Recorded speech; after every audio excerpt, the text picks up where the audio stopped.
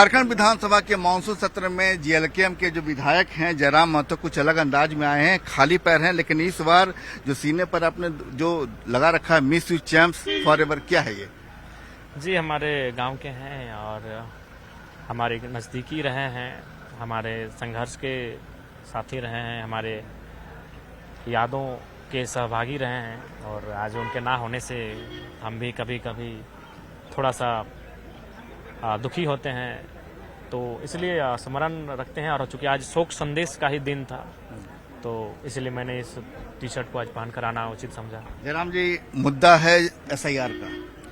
सत्ता पक्ष की बात करें, विपक्ष की बात करें, बड़ा मुद्दा बनकर सामने आया है। एसआईआर को लेकर सत्ता पक्ष कह रहा है कि 4 अगस्त को सीधे प्रस्ताव लाएंगे। जयराम क्या सोचते हैं? देखिए, मेरा मानना है कि अगर एसआईआर आप यह सोच के ला रहे हैं कि वास्तव में कुछ ऐसे वोटर्स या मतदाता जो अनुचित हैं उनको बाहर करना है, रिमूव करना है, तो लोकसभा चुनाव का जो समय था, 1 साल पहले लोकसभा का चुनाव हुआ है, तो 6 महीना पहले आप ले आते हैं तो इतना हो हल्ला और वाद विवाद नहीं होता। लोकसभा के चुनाव में उन्हीं लोगों ने आपको मत दिया, उनको आपको मतदान किया, और आज पुनः जब देख रहे हैं कि कई ऐसे राज्य, बड़े राज्य जहां चुनाव होने हैं और जहां केंद्र की सरकार पा रही कि उनकी लोकप्रियता में तनिक कमी आई है। मतलब आप एसआईआर के विरोध में? नहीं, विरोध और समर्थन नहीं, समय होना चाहिए। किसी भी चीज का एक समय होता है, अगर वो चीजें समय आ जाएंगी तो विरोध और समर्थन में एक बहुत बड़ा अंतर दिखेगा। जयराम क्या चाहते हैं कि सदन में कौन सा मुद्दा उठे जो झारखंड की 3.5 करोड़ जनता के लिए वो मुद्दा जो है, रोजगार की बात करें, नियोजन नीति की बात करें, क्या है? देखिए, अगर तमाम बात करें तो मेरे हिसाब से अगर मैं आपको 5 मुद्दे गिनाऊं, टॉप 5 में लेकर आऊं, तो प्रवास, विस्थापन, स्थानीय नीति, सरना धर्म कोड और कुर्मी को एसटी में शामिल करना। ये बताइए कि सबसे बड़ी बात यह आती है कि सदन में जब भी आती है, समर्थन की बात आती है, तो सत्ता पर विपक्ष 2 तरफ हो जाते हैं। जयराम का स्टैंड पता नहीं चलता कि जयराम किधर है। आप हमेशा कुछ गोल मोल बोल के निकल जाते हैं, तो आपका स्टैंड अपना किसी मुद्दे पर कब लेंगे? मतलब कि देखिए, मैंने आपको पहले ही कहा है कि हम इस सदन में ना सरकार की आलोचना करने आए हैं, ना सरकार का पीठ थपथपाने आए हैं। हम जनता के मुद्दों को लेकर आए हैं। यदि सरकार कोई विधेयक ऐसा लेकर आती है जिसके अध्ययन के बाद, जिसको मुझे जानने के बाद, चीजों को समझने के बाद मुझे लगेगा और जनता को भी लगेगा कि नहीं, ये नीति राज्य के हित में है, तो निसंदेह सरकार की पीठ थपथपाई जाएगी। लेकिन कोई पॉलिसी ऐसी भी आती है जो राज्य के आम जनमानस के हित में नहीं है, तो निसंदेह टेबल भी पटका जाएगा। इरफान कहते हैं घुसपैठ नहीं हुआ है। देखिए, ये जांच का विषय है और कुछ चीजें तो आती हैं, चाहे जमशेदपुर से आए, चंदन क्यारी से आए या संथाल से आए, कुछ चीजें आती हैं कि अन्य देशों के लोग अवैध तरीके से हमारे राज्य में प्रवेश किए हैं। ये कुछ चीजें अखबारों के माध्यम से, आम जनमानस के माध्यम से, विभिन्न प्लेटफॉर्म के माध्यम से तो आती हैं, तो उस पर जांच करनी है।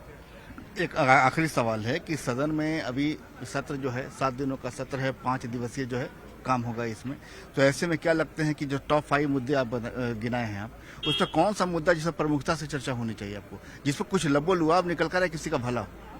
देखिए, मैंने चूंकि हमें लगता है कि एक दिन तो अनुपूरक बजट पे चला जाएगा, यानी 3 दिन का कार्य दिवस रहेगा जिसमें हम लोग वाद विवाद कर पाएंगे, तो उसमें से मेरा एक ध्यान आकर्षण रहेगा। ध्यान आकर्षण में कम से कम 5 से 10 मिनट तक हम लोग बहस कर पाते हैं, तो वो आपका प्रवासी मजदूर, प्रवासी आयोग गठन पे होगा। और एक मेरा सबसे जो महत्वपूर्ण होता है वो गैर सरकारी संकल्प, जो रात भर भी चलता है, यानी उसमें जब तक माननीय सदस्य संतुष्ट नहीं होते हैं तब तक जो विभागीय मंत्री है उनसे उनका वाद विवाद होता है। तो गैर सरकारी संकल्प मेरा विस्थापन ही है। विस्थापन पे मैं तैयार हो चुका हूँ, प्रवासी के जो विषय हैं उस पर भी मेरी तैयारी हो चुकी है, और बाकी जो 2 दिन बचेंगे जिन पर मुझे बहस करना है, उन विषयों का मुझे अभी चयन करना है। क्या कुछ कहना चाह रहे हैं? कुछ यही कहना चाहते हैं कि झारखंड में एक सबसे बड़ी समस्या है। वह समस्या यही है कि पूरी सिंडिकेट्स के द्वारा यहाँ के मूल निवासियों की जमीन को षड्यंत्र के तहत जाली दस्तावेज बना करके लूटा जा रहा है। वर्तमान समय में जयराम महतो जी के, क्या ये बात सही है? जी, ये सच्चाई है। और जो लोग माने थोड़ा सा सक्षम नहीं है या कमजोर तबके के हैं, पहला बात, माफिया एक सिंडिकेट बना के रखे हैं, और वो सिंडिकेट मूल रूप से आपका धनबाद, बोकारो, रांची जो सदर इलाका है, चाहे हजारीबाग, गिरिडीह, तो सदर इलाकों में सिंडिकेट एक ताक में रहता है। वो जमीन के किनारे ऐसे मैंने सड़क के किनारे ऐसी जमीनों का आकलन करते हैं जिनका जो भूस्वामी है अगर वो कमजोर है तो वह सीओ के माध्यम से या फिर अन्य पदाधिकारियों के माध्यम से फर्जी दस्तावेज तैयार करते हैं और उस पर धावा बोल देते हैं। ये सच्चाई है और कटु सच्चाई है। अगर इस विषय को ना रोका गया तो हमें कितने तैयार होकर के आए इस पर सदन में? देखिए, मैंने पिछले सत्र में भी बड़ा बेहतरीन उदाहरण दिया था। मैंने वो एक रामाशंकर विद्रोही जी की लाइन को कहा था कि लोग कहते हैं कि आसमान में धान नहीं उगता है, तो वो कहते हैं कि भाई अगर धरती में भगवान जम सकते हैं तो आसमान में भी धान लगेगा। तो मैंने ये तर्क दिया था कि आज ईश्वर कहाँ है? जमीन में। अल्लाह कहाँ है? जमीन में। भगवान कहाँ है? गॉड कहाँ है? जमीन में। मंदिर के नाम में, मस्जिद के नाम में, चर्च के नाम में, गुरुद्वारे के नाम में, सब धरती में, जमीन में है। तो आम इंसान के लिए वो ईश्वर है, उसे धरती की आवश्यकता है, जमीन की आवश्यकता है। तो धरती में रहने वाले इंसान के लिए जमीन का कितना महत्व होगा? तो मैंने तो ये तर्क भी रखा था। मैंने ये भी कहा था कि हर एक दूसरा परिवार आज जमीन के झगड़े से परेशान है।